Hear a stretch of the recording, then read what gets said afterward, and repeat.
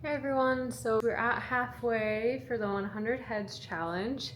I guess I just want to say so far, loving the challenge, super cool, really pushing me to learn things that I don't usually take the time to learn. One of those things is developing more of like a conscious, confident line work. One thing I'm not super excited about with this challenge, it is pretty time consuming. I think if you honestly are a super busy person outside of the creative space in your life, this would be a pretty difficult challenge to accomplish. Overall, I'm really enjoying it. I do think I'm learning a lot. Like, I feel like I already see progress from my spread from day one to now day 5. So I'm excited and I think it's going very smooth. With that being said, let's just jump right into the video. Continue for day 5.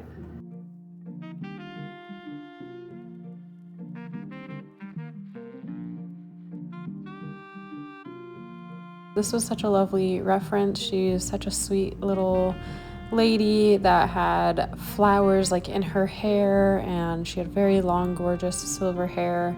So this was a very fun reference to draw, and I think I overall did okay. I will say the more I look at it now, she almost looks a little scary. I think I could have softened her eyes a little bit. Yeah, because she kind of has like a scary, like wide eye look to her after I had finished.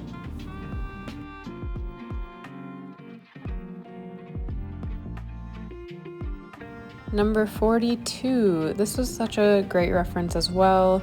It was I think a Native American male, and he had long braids and very kind of thick eyebrows that were almost, I feel like I made him look more angry in my portrait and not,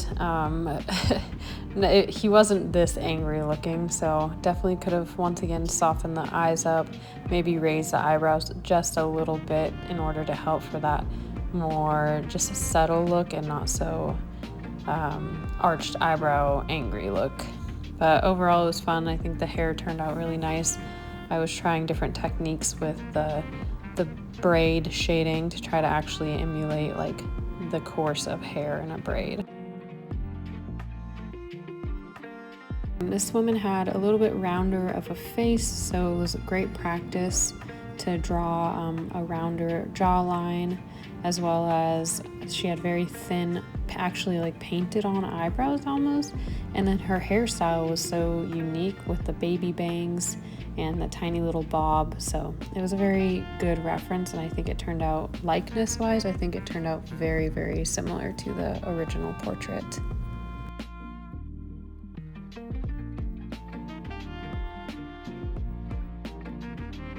Right, and then there's number 44. This one turned out good. I think I maybe made her eyes too long, but overall stylistically it kind of looks cool. Funny enough, about 5 years ago, I drew this exact portrait as a digital piece, and I would say proportionally I've definitely gotten better at it, but I feel like even then I did a pretty good job with it. I'll post it in the corner. All right, number 45, I use that malleable rolling technique just to clear up. I don't know why, but for some reason the first couple heads when I'm doing these spreads, I always forget about that until a little bit later. And then I'm like, oh yeah, that was the technique I liked using. This one turned out okay. I think likeness-wise, definitely doesn't really match the original portrait, but I feel like I definitely got some cool lines. The mouth is so pretty in this, and yeah, overall it's not a bad drawing. It just doesn't really capture the likeness of the original portrait.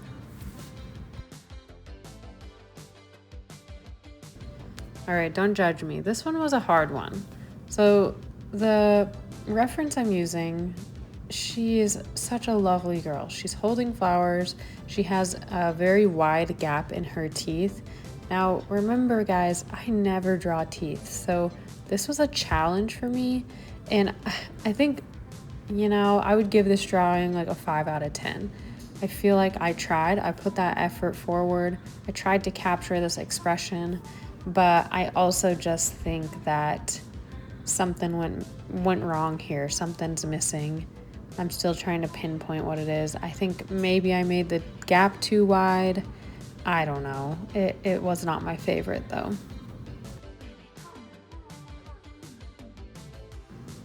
And then for number 47, that last drawing really threw me off. And so I was like, oh, I gotta set up these guidelines way better. And I'm gonna use the triangle because she's looking down and I'm gonna do all of these things, right? I was really in my head with this one.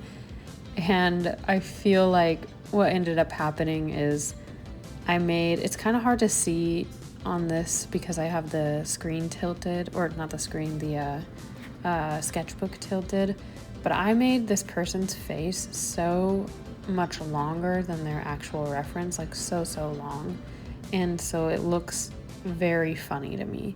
Like when I'm looking at it in my sketchbook, it's like even longer looking than what you're seeing on the screen right now.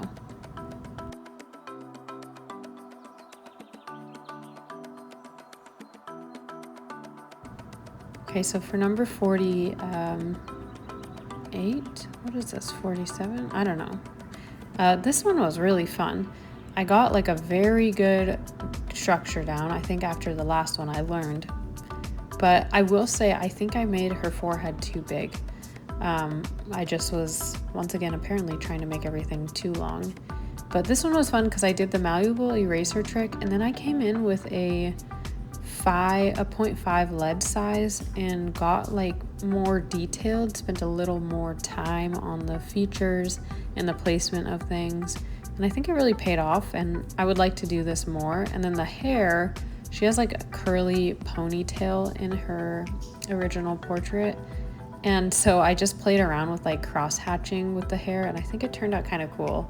Like it doesn't look super curly, but I love the texture I created.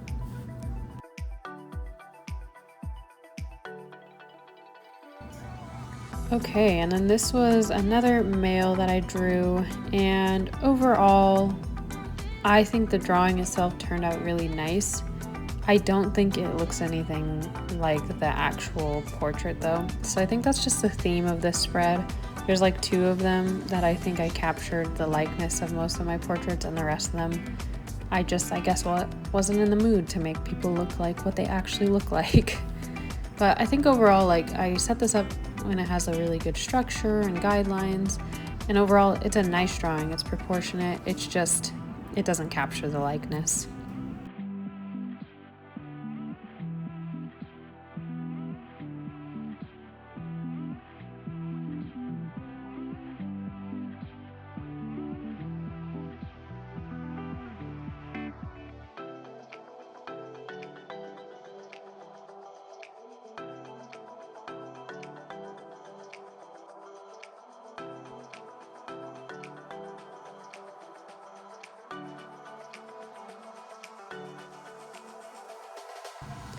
This drawing was really fun. She had a kind of a tilt to her head and cute braids. I also really liked she had like very big doe eyes kind of looking at you. And then yeah, she had these braids with bangs, and I really liked getting the practice of drawing bangs in. And I think it turned out pretty good. Like the braids look pretty cool and the bangs look good. And then she also had these cute little like diamond like stickers, and that was really fun to add in there just to give a little bit of a different feel to the drawing. Okay, that was day 5. Thank you so much for watching. I'll have day 6 up soon, and I will see you in the next video. So thanks everyone, bye.